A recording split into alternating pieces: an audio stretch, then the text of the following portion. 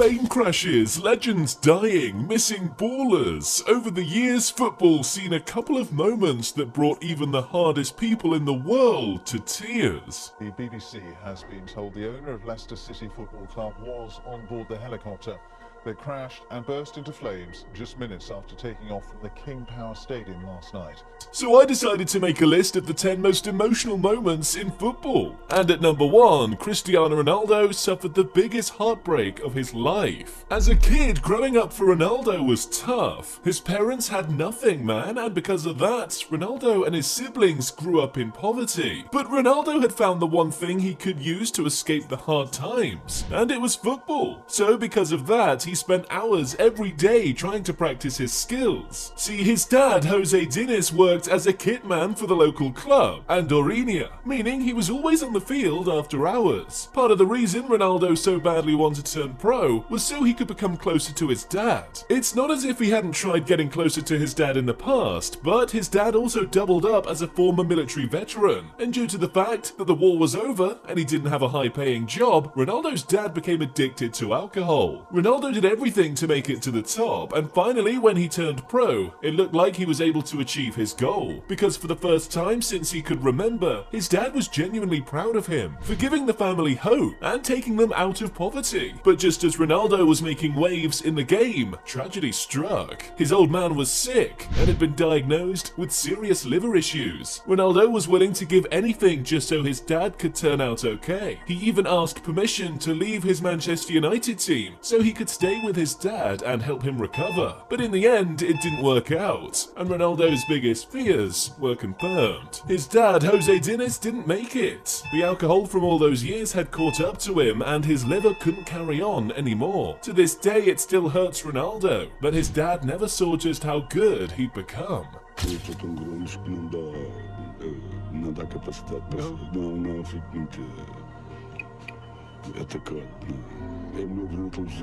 Look at the tears in Ronaldo's face. That says everything you need to know about just how much his dad's death affected him. There's nothing more painful than losing your old man, but at least Ronaldo got to spend the final moments with him before he passed. Something Ayowat Srivaddhanaprabha would give anything just to have. In 2018, Leicester City's owner, Vichai Srivaddhanaprabha, had just finished watching his Leicester team take on West Ham in the English Premier League when he decided to head home. Now, Vichai came to watch the game in his private jet, so after meeting with the team, coaches and the rest of the staff, he was back on the helicopter and ready to take flight. But just a few minutes after takeoff, and boom.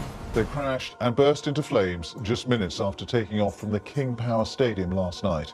The helicopter crashed, leaving Vichai, the pilot, and 4 other members of his staff dead on the spot. The news sent shockwaves throughout the league. The Leicester players couldn't believe it. They had a meeting with him hours back, and some had even taken pictures after the game. For Vichai's son, Ayowat, it was like his life was over. All those years spent learning under his dad, and now his old man wasn't going to be there to guide him anymore. And this reality almost broke him. But he was lucky because in all of this, he wasn't alone. The Leicester City players all flew on a plane to Bangkok to give their last respects and attend the burial, and all offered to show support for Ayowat as he became the new chairman of the club. Sad stuff, man. Ayowat, if you're watching this, my heart's with you, bro. Just like it is with Christian Atsu's family, after one of the most tragic deaths I've ever seen. In early 2023, Christian Atsu was feeling like he was on top of the world. He just scored a stoppage time winner for his Hatayspor team in the home game against Kasimpasa, and after returning home was supposed to be on a flight the next day to go meet up with his family, but it never happened, because hours after his game-winning goal, the news broke out. A huge earthquake had hit Syria and Turkey, and Atsu's apartment was in one of the affected areas. Atsu's friends and family prayed hard, but he wasn't one of the affected victims, so they began calling his number, but it didn't go through. Still, they didn't give up, until after days of searching, the sad reality was confirmed.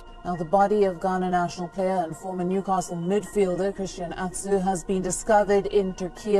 Atsu's body was found in the wreckage. The earthquake had killed him. It was such a huge blow not just to his family now, but to his entire nation of Ghana. Atsu was like a local hero back home. He'd helped fund loads of local projects for school kids and charity organizations. And all the teams he played for: Chelsea, Newcastle, Malaga and Bournemouth. They each had positive things to say about the Ghanaian. Despite his tragic death, death, the Ghanaian government was determined to treat Atsu like a hero. So hours after confirming that it was his body found in the wreckage, they covered his casket with the colours of the national flag, flew him home to Ghana, and gave him a burial befitting of a king. A legend. To be honest, there's just something so chilling about a footballer going missing, and it always hurts. First Atsu, and in 2019, Emiliano Sala. Here's the thing, Emiliano Sala had just agreed a record deal with Cardiff City to become the new striker for the English Premier League team, and as part of the deal he was to fly on a private plane from his former team Nantes to the UK. Everything was set for this one to go through. Heck, hours before, both Sala and the pilot, David Ibbotson, had even subscribed to Mr. Football to show they were ready. But as the flight had gone a few minutes in, Sala noticed something strange about the plane, so he phoned his family.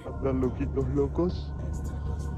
Hermano, estoy muerto. It's like I'm on a plane that looks like it's going to fall apart. I'm really scared. If no one finds me, then you know what happened. That was the last time anyone ever heard Sala's voice, because minutes later the plane disappeared from the control tower's radar and the search for the new Cardiff City man and his pilot began. It lasted for days, and after coming up with nothing, the rescue team was ready to give up. But at this point, it was just a case of Cardiff City and Nantes looking for their player. The whole of football had gotten involved, and popular names like Kylian Mbappe and N'Golo Kante even made donations to skydivers and rescue teams, just so they could continue the search for the missing plane. And days later they came up with devastating news. The Argentinian footballer Emiliano Sala, for he was unexpectedly and tragically killed in a plane crash. The plane had crashed into the English River near Guernsey, and in the wreckage the divers had found what they confirmed to be Sala's body. Sad news. But you see guys, sometimes some emotional moments in the game can start horribly and end up with beautiful news. But don't take it from me, just ask Christian Eriksen and the time the Danish national team squad teamed up to save his life. Euro 2020 Denmark versus Finland in the opening game, and all eyes were on the Danish star man Christian Eriksen. The country had its hopes on Eriksen's shoulders to take them far into the tournament, but just 41 minutes into the opening game, and it seemed like the weight of the expectation must have been too much for Eriksen, because after seconds after receiving a pass, this happened.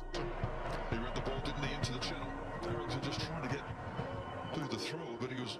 It immediately sent everyone into panic mode. At first, people were struggling to understand what they'd just seen, because no one knew why he'd fallen like that. The medical team rushed to the field, but as soon as they got there, what they met was even more horrible news. Eriksen was out cold and wasn't responding. At this point, it was now a state of emergency, and if they didn't act quickly, Eriksen was going to lose his life on the pitch. Lucky for him, his teammate and national team captain, Simon Kjær, was like Superman in football boots, because he not only stopped Eriksen from swallowing his tongue, but ordered his teammates to come around and form a shield to protect Eriksen from the photographers and people trying to take pictures of the horrible moment. And soon after Eriksen was stable, he rushed to Eriksen's wife to inform her and keep her both and Eriksen's kids calm. What a guy. In the end, Eriksen turned out okay and dropped this one from the hospital to his fans and teammates. A miracle. As for Simon Kjær, his efforts didn't go unnoticed. Months later, FIFA offered him a special award for saving his teammate's life and acting like a hero. Well deserved. But not every story has a happy ending. Like Jermaine Defoe and the little angel that touched everyone's heart in 2016, Bradley Lowry. Little Bradley was diagnosed with cancer aged 7, but it didn't stop him from living his best life as a kid. Once his parents got to know of his condition, they were determined to make sure Bradley got to see his biggest dreams come to reality. And one of them was meeting his boyhood club, the Sunderland team. In the end, they made Bradley's wish come true, got him access to the first team, and straight away Bradley became a favourite. But it was with Jermaine Defoe that he formed a closest bond.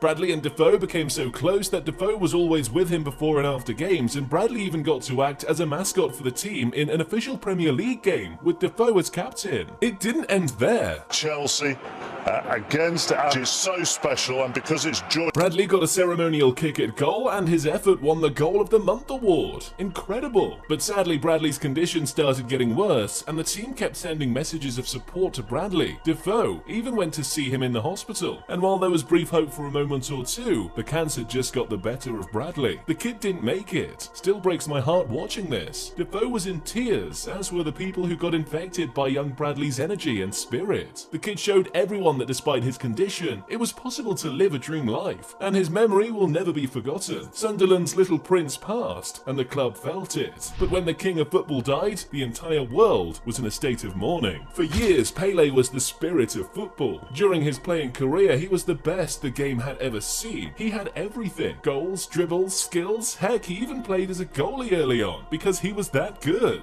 Pele scored over 1,000 goals in his career, and even after his retirement, people still referred to him as the king of football. But as the years passed, Pele became older, and from that man full of energy and willing to take on an entire team of opponents, Pele transitioned into an older man who was living his last days on earth. His body was slowing, giving signs that it'll soon be time to leave. And the only thing keeping him from going was his love for the game. Even though he was way older now, Pele still found time to support his beloved Brazil team, even through social media posts, or even meeting with some members of the team before major events. Still, Pele's condition worsened, and as the Christmas season came around the corner in 2022, the football world was on red alert. Pele had been admitted into the unit for final care, as his response to treatment was slow. Now the signs were there for all to see. The king was ready to make his exit from the place he'd played the beautiful game for years, and days later, on the 29th of December 2022, it was official. Edson Arantes dos Nascimento, better known as Pele, was dead. The king had gone, and everyone felt it. From corners around the world, fans poured in with tributes for the man who'd taken the game to a global scale. And because of how large it was, his burial became a public affair. There'll never be another Pele, the king of the Joga Bonito. You see, for fans who grew up in his era and watched them play, Pele's death was even more emotional, because now it was almost as if the fairy tale had come to pass. Pele was now going to fulfill his promise and play football with his friends in the sky. In December 2020, the world was still recovering from COVID when the shocking news dropped. Diego Maradona was dead.